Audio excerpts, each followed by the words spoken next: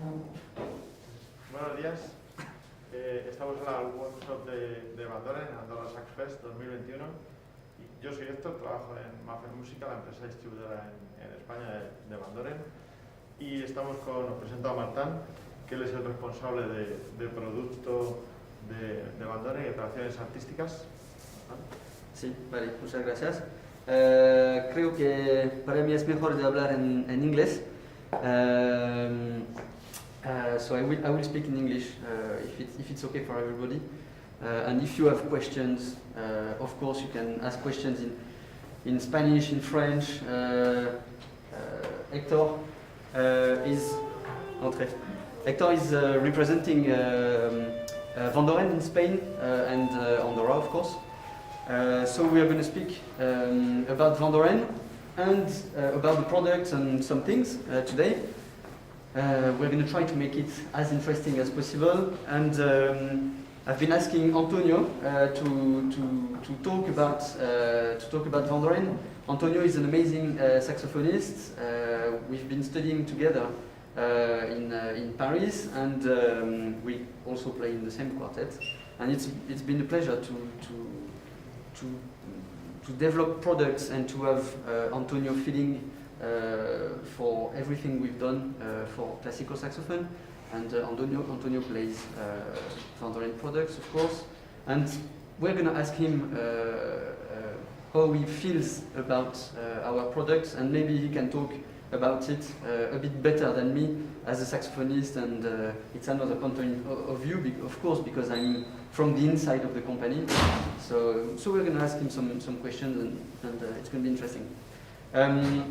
Maybe I'm gonna present the company quite quickly.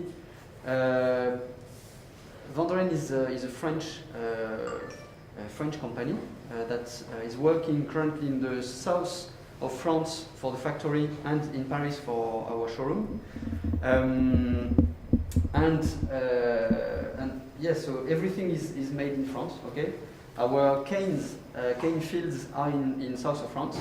By the way, I brought a cane here, so I'm going to talk quickly about the cane. It's really interesting because just before coming to Andorra, I was on the shore, Mediterranean shore, where we have some fields, and I brought that because it's the moment where we've been cutting the cane, and it's the step from now, and it needs to go to the sun and it needs to dry for 2 years before making reeds with that. But this is the cane, and actually you can come and see. Sorry for the video, but you can come and see how it looks like, and how it looks like also inside, and the diameter. And we're going to talk about that a bit later. It's really interesting.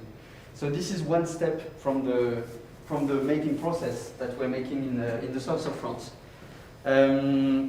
Of course, we're making reeds, we're making mouthpieces and accessories.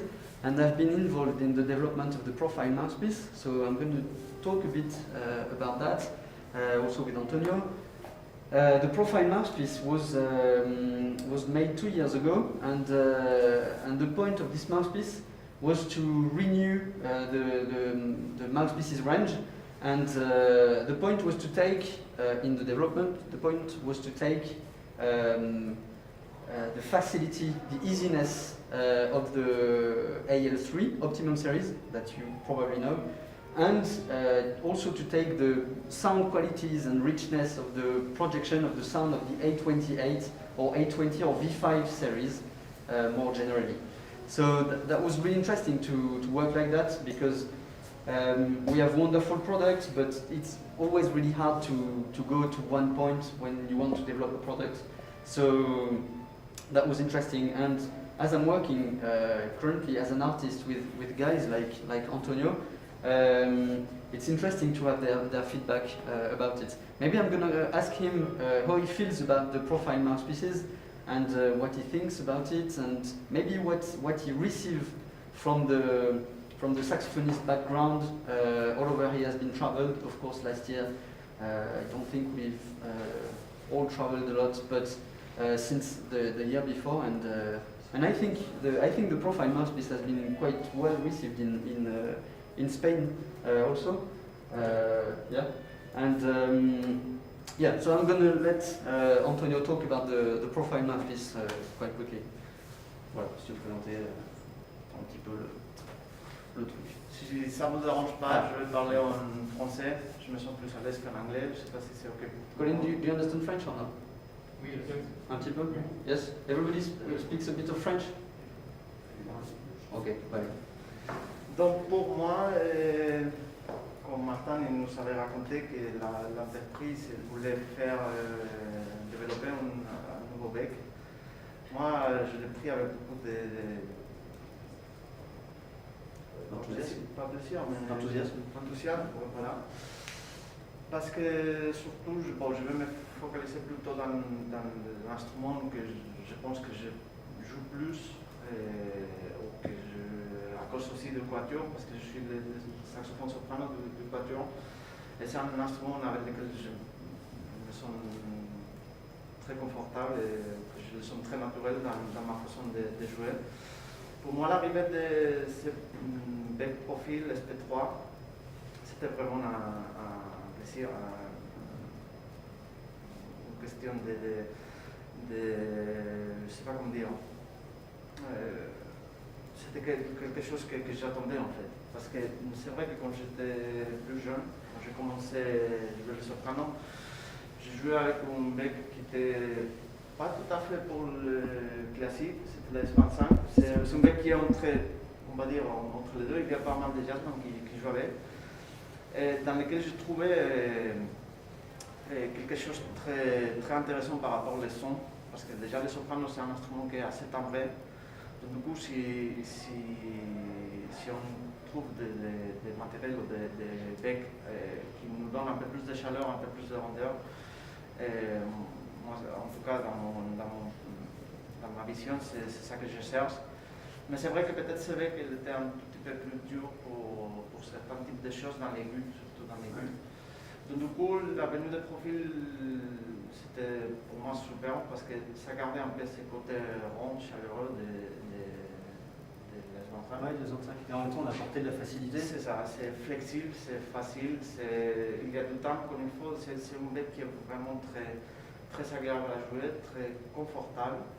Et en plus, il y a un truc que je trouve très intéressant, c'est un bec qui permet de choisir pas mal de fausses d'ange et des modèles d'ange. Ouais. La V21, la bleue ou la V12. Ouais. Tu joues quoi actuellement dessus? Je joue un peu de tout en fait. Hier soir, c'était 4V12. 4V12. En fait, le SP3 c'est un bec qui est très fermé et qui permet forcément d'équilibrer avec des anges qui peuvent être assez tenus. Voilà, comme du 4V12. Tu joues 3,5 aussi V12 aussi dessus? Voilà. Ça dépend des répertoires, ça dépend comme je me sens, ça dépend aussi de l'acoustique de la salle. La hauteur, par exemple, ici on adore l'attitude. Ouais. En fait, c'est un bec qui est tellement flexible que nous permet d'adapter aussi la forme de l'ange selon les besoins des répertoires ou selon les besoins de. Hier, par exemple, j'ai mis un ange un tout petit peu plus dur, un peu plus résistant parce que aussi il fallait passer plus dans la salle.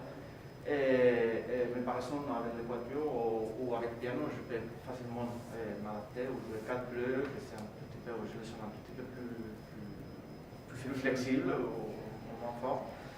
Ou avec des 3,5 de douche, je trouve que ça marche très bien. Et j'avais pas vraiment essayé au soprano de douce, avec profil. Aussi, je trouve une force un modèle qui le convient très bien. En 3,5 Tu parles des V21? V21. Ouais. Moi personnellement je joue V21 sur le profil, 3,5 ou 4, mais j'ai joué V12 avant. En fait, c'est vrai que le profil permet justement de jouer un petit peu tous ces modèles-là et d'être assez à l'aise en fonction des forces, en fonction des conforts.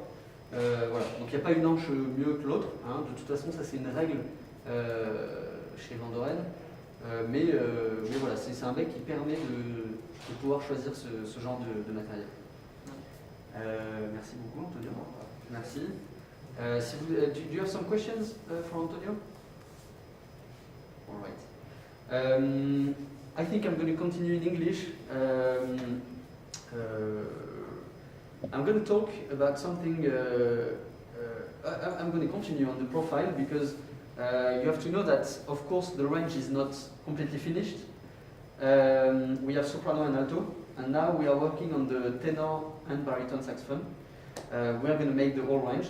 I can't tell you when because, of course, the product is not finished, so we're still at the development step.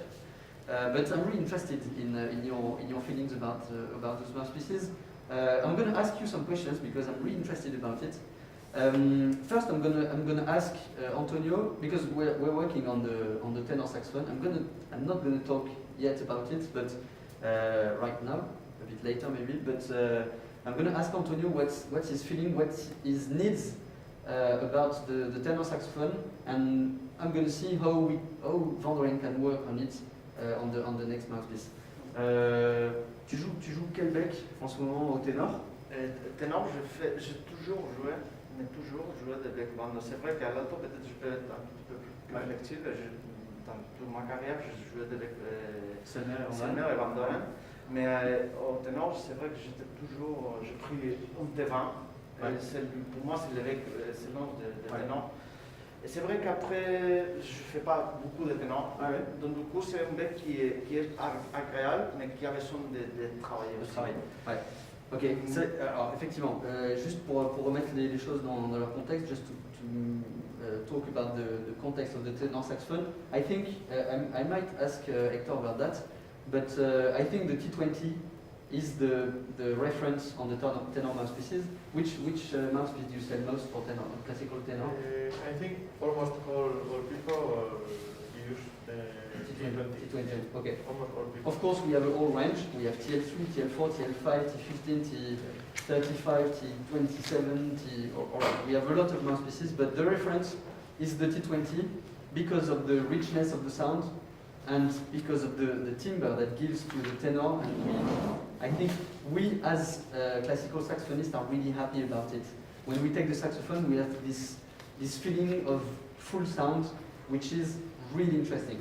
And that's interesting because the point in developing a new mouthpiece is not to make a mouthpiece that already exists. So it's a bit tricky, but it's interesting. And so I'm going to ask Antonio what is his needs in a new tenor mouthpiece. Par rapport à Tevan, par exemple, je continue un peu avec mon discours d'avant.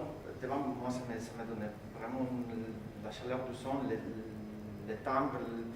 Mais c'est vrai que peut-être, comme je ne fais pas trop de ténor, des fois c'était un peu. Peut-être je le prends pour faire une session d'orchestre ou des choses très concrètes. Donc, des fois, j'avais besoin d'avoir un truc un petit peu, pas plus confortable, mais peut-être par rapport surtout dans les sons des graves, un peu moins, on va dire un peu moins timbré peut-être. Ah ouais. Parce que quelque chose un peu plus confidentiel, quoi. Surtout un peu plus facile. Je ne veux pas dire que c'est pas facile, non, bien sûr, bien sûr. Mais dans les graphes, ou si tu ne les travailles pas souvent, ça peut devenir, comme c'est mon cas. Et c'est là où j'ai découvert TL5. Moi, je trouve un bec, en revenant à ta question, j'ai toujours joué Vandoren, T20 et TL5. Et maintenant, à chaque fois qu'il faut que je fasse du ténor, je fais un peu entre les deux. Ça dépend des répertoires, ça dépend. C'est pas la même chose, par exemple. Le ténor, je l'ai pris aussi pour enregistrer le dialogue de l'Ombredou. Les strophes là, par exemple, je trouvais que peut-être il fallait avoir un son un petit peu plus rond, qui se ressemble un peu plus à la clarinette. Donc du coup, je l'enregistrais avec TL5. Je trouvais très confortable et par rapport à l'émission, c'était dans mon cas un peu plus instinctif.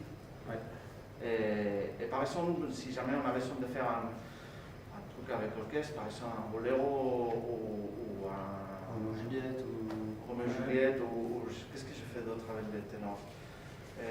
Ça peut comment Alexander Nevsky. Ah oui. Là, j'ai trouvé Alexander Nevsky, par exemple, c'est une pièce très intéressante parce qu'il n'y a pas un rôle solide de ténor, comme ça peut être un boléro. C'est un rôle vraiment dans l'orchestre. C'est pour ça que j'adore cette pièce parce que c'est pas les trucs traditionnels qu'on fait dans l'orchestre. Donc, ça saxophoniste d'arriver, jouer ton solo et aller dans la loge. Et je trouve que c'est un rôle vraiment intéressant parce que des fois tu joues intégré dans le pupitre des voix en fait. Des fois tu joues avec les cordes, tu joues avec les clarinettes. Donc du coup, là, par exemple, j'avais peut-être un peu plus besoin de temps. Ouais. Là, je jouais avec tes Vandoren.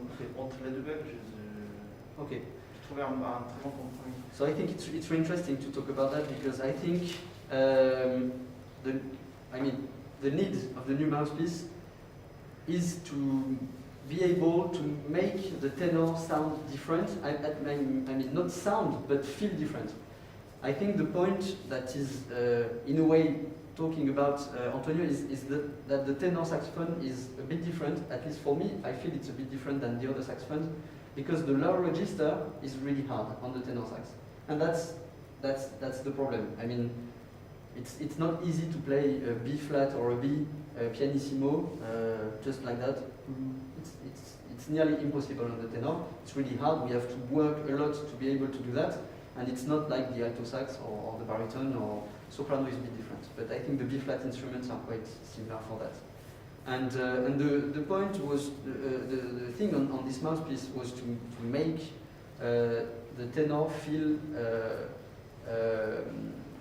easy, and of course T20 has a wonderful sound, but we need this easiness on the profile, and all the range of the profile is made around that, around the beak that is really thin profiled, around this ease of playing and this nice round sound and projection that we have on the profile. So we're going to this direction, and I think we've already got some prototypes that are really sounding really great.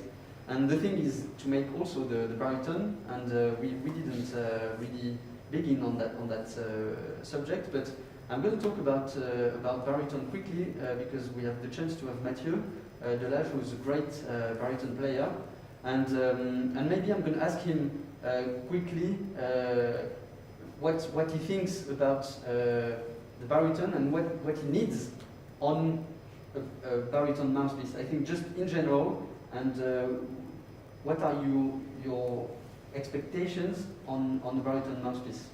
And it's interesting for me and for Vandoren and for everybody, I think. Je le fais en français. Yes, we're going to continue in French. Tu sais, quand on joue ensemble, j'avais un BL3, je l'ai gardé quand même pas mal de temps.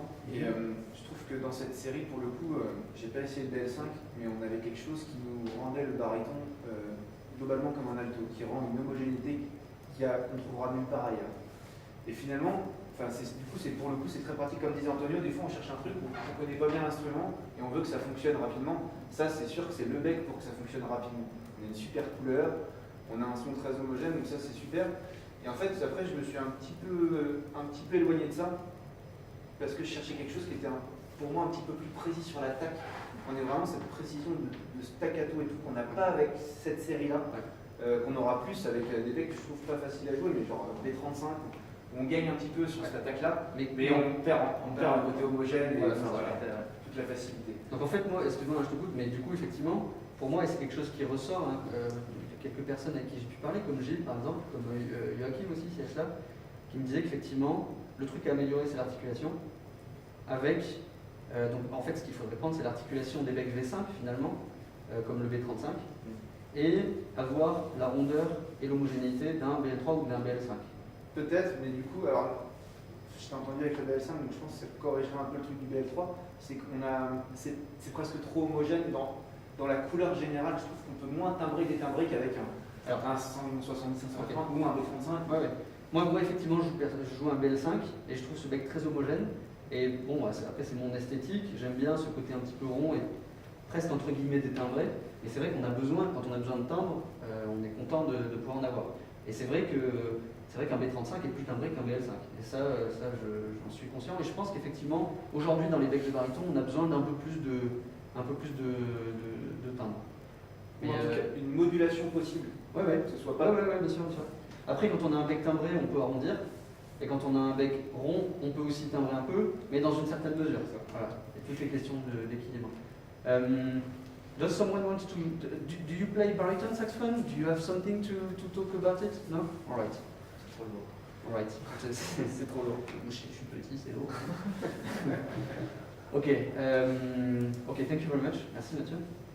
It's really interesting. So we're going to work on that and try to make the the best mouthpiece possible, because as you know, the best mouthpiece doesn't exist, okay, for nobody, okay. My mouthpiece personally is amazing for me, but if I give it to Antonio or to anybody, maybe people will say, well, it's not the best one, and it's always a question of compromise between reeds and mouthpieces, and that's when we're talking about mouthpieces. Of course, we're talking about mouthpieces, but we have to know that the reed is coming with, and when we're talking about reeds, we have to make it in a context with the mouthpiece. This is really important. Oui. Moi, je pense que je suis complètement d'accord avec toi. Mais il y a aussi un truc hyper important par rapport à ce que tu dis, c'est aussi l'évolution que tu as eue. D'en arriver à un matériel, par exemple, profil, c'est pas pareil si tu viens par exemple d'une 28 ou d'un avant ou d'un concept. Ou... Bien sûr, bien sûr. Ça c'est certain. This is true. When you come from a mouthpiece, for example, if you come from the A28 and you try the profile, you're going to say, oh, it's amazing because it's really easy to play. But you can also say, I don't like it because I don't have the richness of sound and the projection that I have on the A28. And of course, you can say the same with the AL3. You can say, oh, it's amazing, I have more sound and it's more homogeneous, especially in the high register, but I'm missing some easiness and homogeneity. Of course, it's a question of compromise. So it depends on where you come from, where you want to go, and the moments. And it's a question of fashion, of course, you know. We're really lazy at the moment. Since 2002, when the AL3 was created, we became really lazy because it's really easy to find a reed on an optimum mouthpiece. And now we can't go out from this laziness that we have to accept, because it's great. We can concentrate on other things like sound, like how music, like how to phrase, like a lot of things. Okay, so that's really important to accept that it's a good thing to be lazy. But now we have this easiness. We have to work on the other things. Muchas gracias, Antonio. I'm going to talk about. Sorry, I'm going to change the subject. I think it's important now to talk about reeds and a subject that is really important at the moment is about ecology and what Vandoren is making for the musicians, and how we are working in the cane fields and with the reeds, with the packaging and everything. Because everybody has questions, and of course we use some plastic on the packaging, and you're going to see that it's really important to talk about it. And we're going to talk, of course, about the fields.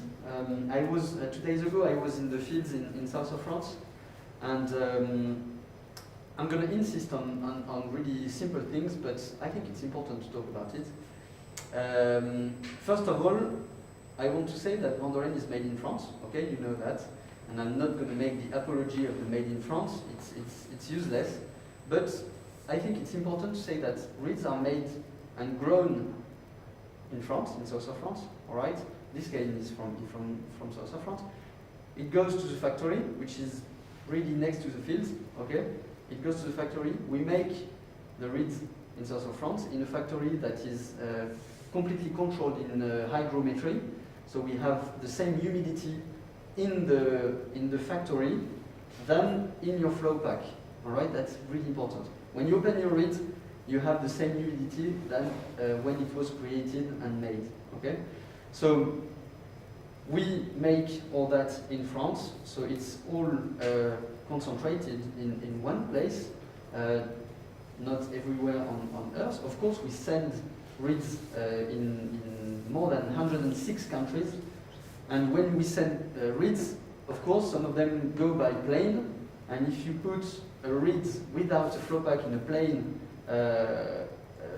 by minus 40 degrees and a complete different temperature and pressure, the reed is not going to like it too much. Okay, so it's important.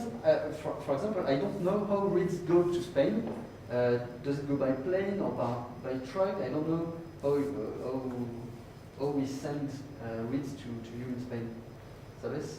That's right. ¿Cómo llevan las cañas a España? ¿Cómo ya? Sí, sí, ¿por avión o por...? I think it's by car. By car, okay, by truck. Okay, By truck. okay, I think it's by truck. But if you take the case of China or Japan, of course it's going to, or US, of course it's going to go by plane. And it's important to know that the flow pack is here for the quality and not just to make plastic, all right? This is really important. This is for the quality, and of course we are not going to make a packaging for France, packaging for Spain, packaging for US, so we have to generalize that. And if you want to stock, I mean, as a musician, the flow pack is the last thing the last step of the reed, okay? You open it and you don't need the flow pack. So as a musician, you don't really feel the need of this flow pack. But you have to know that Vandoren is making reeds, he's selling reeds to distributors like Hector, and we have distributors in every country, okay? And then the distributor is going to keep the reeds to sell them to the shops and to the musicians. So Vandoren, of course, is making that, but we are not selling directly to the musicians, except in Paris, 56 Rue Le Pic, where we have our showroom, which is something completely different. But so we make them, so the cane grow for 2 years, the cane dry for 2 years, then we make the reeds, doesn't take long, but still, then we put them in the packaging, send them to the distributor that keeps it, I don't know, maybe 1 day, maybe 1 year, depends on the needs of the shops, you know? So if a shop is asking for 4 V12 tenor saxophone, I don't think you have much demand on this product, but he has it, I know that he has it in stock, so he's keeping it until the shop is asking for it, and the shop is selling 1 box of reed because a musician asked for it, and then what can we do with the 3 or 5 or 4 other boxes? So the shop is going to keep it until he comes back or until another musician comes back and buys it. So maybe the reed has, the reed can have, I don't know, 2 weeks, a year, 5, 10 years in the shop, and it's really important to keep that quality in the box. So when you go to buy your reed, you don't have to ask yourself if the reed has 2 weeks, 1 year, or 10 years, okay? So that's really important. So during the time, the reed is perfectly kept in the flow pack, and that's really important for the quality. So the flow pack is a need for musicians, and it's a quality thing that we absolutely can't stop now, because musicians are asking for it without knowing it. You have to know that in the fields, it's really important, because here, I'm going to take the cane again, we have a cane that makes 2 meters, 0.20 centimeters, 2 meters and 20 centimeters. But the cane, when it grows, it makes 6 meters, approximately. So we cut the first 2 meters to make reeds, because the rest is too flexible, and we are not going to be able to make reeds in it. Okay? So yes, this is the bottom of the cane. It's cut here. It's cut by hand, and it's hand selected because we have to select the canes that are 2 years old, because the first year the cane got its diameter, all right, and then it grows after that. Okay, and inside we have more material after 2 years, and after 2 years we have to cut it because it's the good time to have the good flexibility, the good balance between material, inside, flexibility. Okay. Last week I was in the fields and I saw, and that's really impressive to see how flexible is the cane. Okay, I can't really show you now because it's cut and it's different. But when it's in the fields, you can take the top of the cane, put it on the ground, the cane become really flexible and it never breaks, and it's impressive.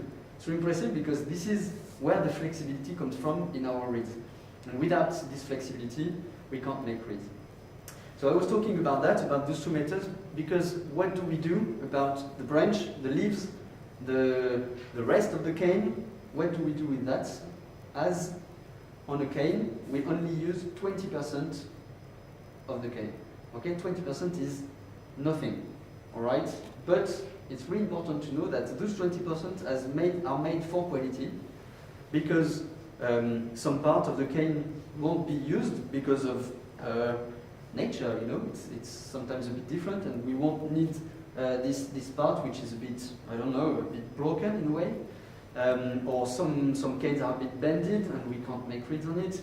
So with the 80% that we don't use, for example, the branch, the leaves, at the beginning, we are removing all that to have this cane, and we cutting it in really little pieces to make compost. I don't know if the word is correct in English, okay. So we made compost to put in the fields to make sedimentation. I don't know if the word is correct, but to make the life in the fields, to keep humidity.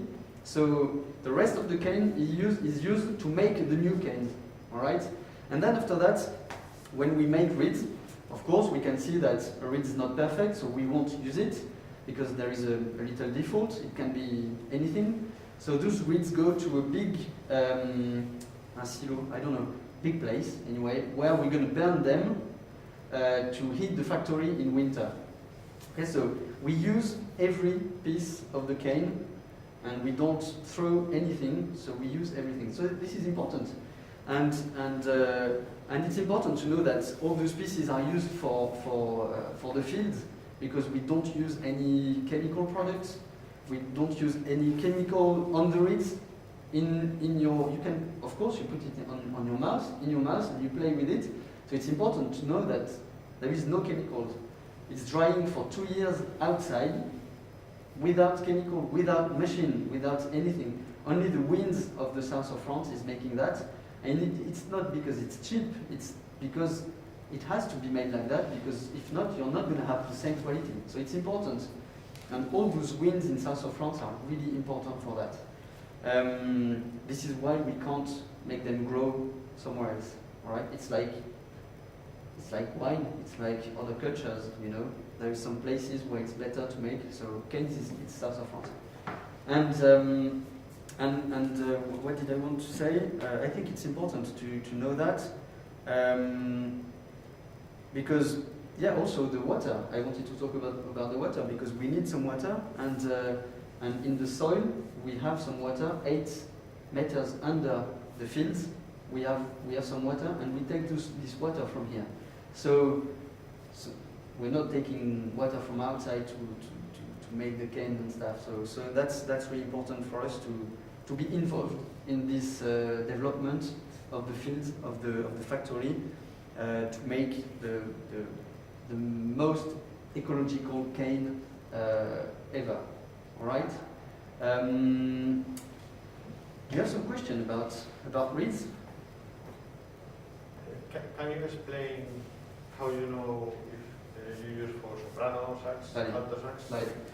Could be okay? Yes, of course, I can talk about that. So when we have this cane, we're going to check the diameter, okay, and we're going to say, all right, in that one, we're going to use this cane more for saxophone, baritone saxophone especially, or if it's a bit smaller, maybe we're going to use it a bit more for clarinet, okay?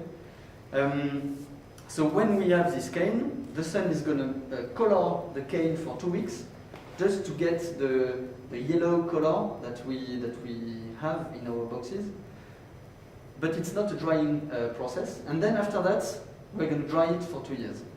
After that, after 2 years of drying, we're going to cut those pieces that we don't use. Okay, it's called les nœuds en français. In English, it's nodes. Nodes, right?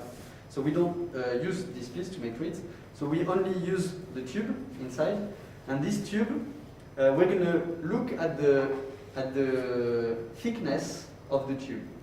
The thickness is going to make a V12, a V21, or a traditional, or a Java, or a V16, all right? Because all those reeds have a different cut, and this cut is made because of the thickness of the reed, okay?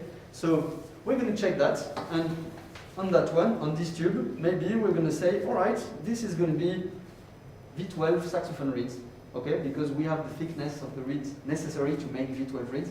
So we're going to cut that. We're going to cut it in 4.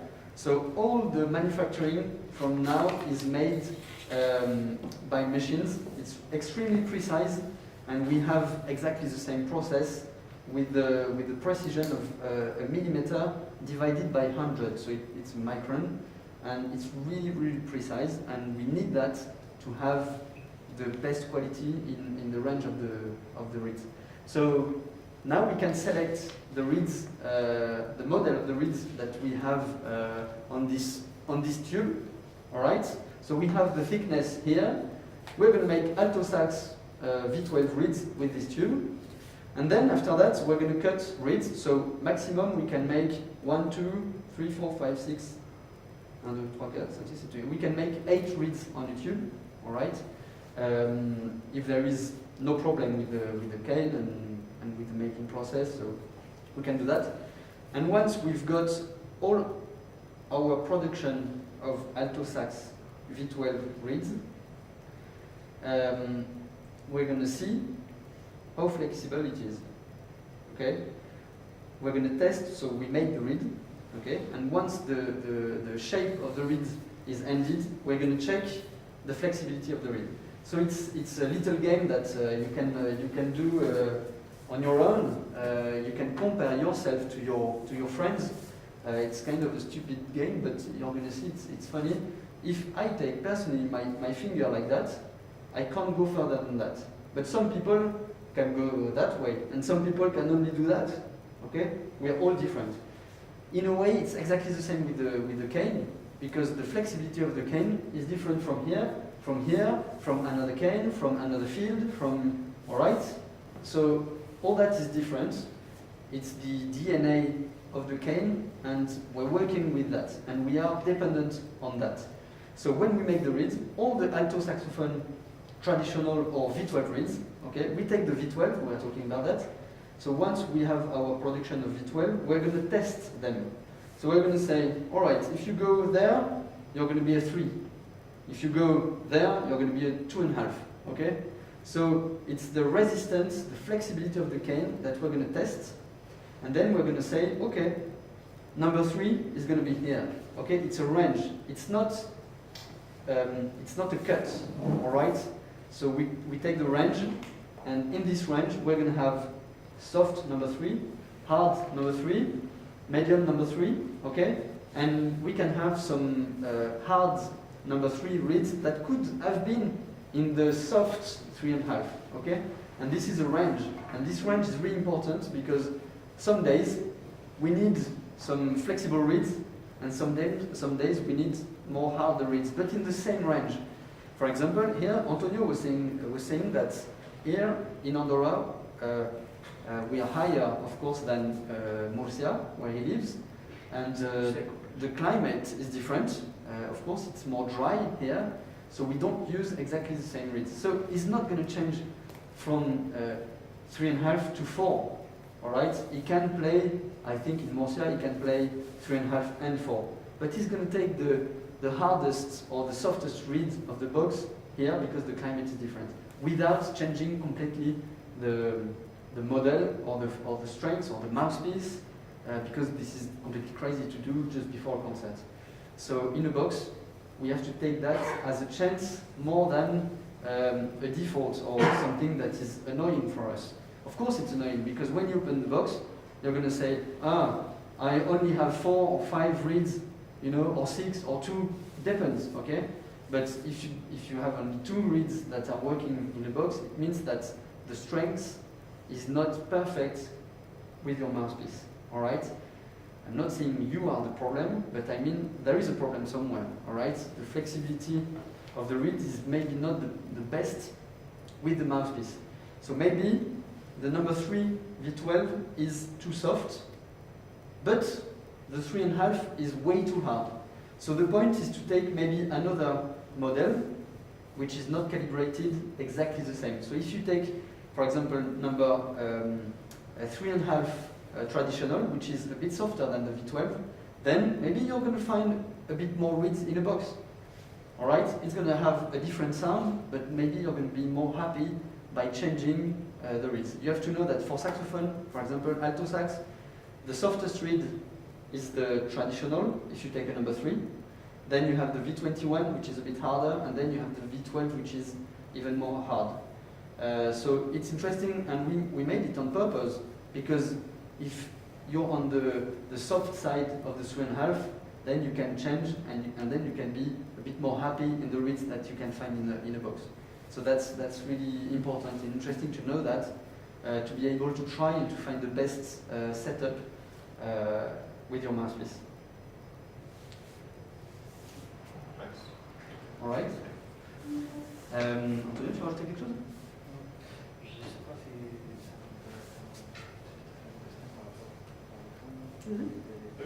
parce qu'en fait, il y a pas mal d'élèves et de gens qui m'ont dit pourquoi il n'y a pas un développement de tous les modèles en classique pour les saxophones baryton. Pour saxophone baryton, tout à fait. So why don't we have V12 and V21 on baritone saxophone? Okay, it's an interesting question.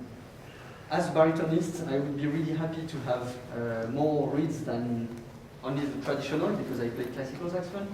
But on jazz, we have ZZ, we have Java, Red Cut, we have Java, Green, we have V16. So we have a whole range of jazz reeds. But on classical, I only have the traditional one.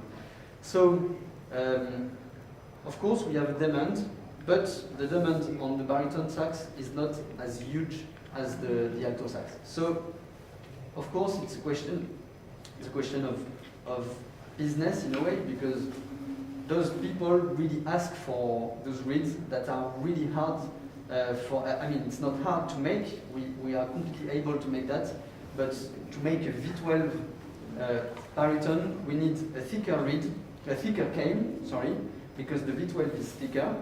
And to make a baritone, we're going to use the low part of the cane because it's bigger, so we need the thicker and bigger reeds, cane, to make those reeds. And of course, it's really hard it's harder to find than V12 or V21 alto sax on the cane. So this is why we're not making it at the moment. Maybe one day we'll make it.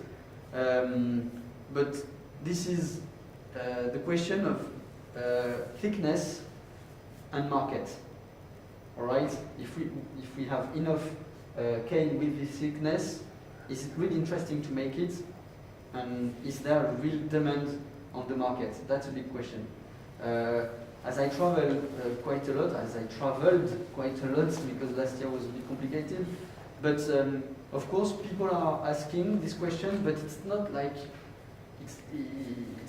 alto sax. So of course there is very less people playing baritone sax. So it's always a balance, but it's interesting. I would love to have a different cut. So I'm going to talk to that to the factory, definitely.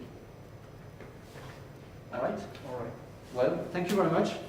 Thank you very much for participating, and it's great to have you all. And thank you, Ephraim, for organizing all that. And let's see everybody next year. Thank you very much, and we are Vandoren.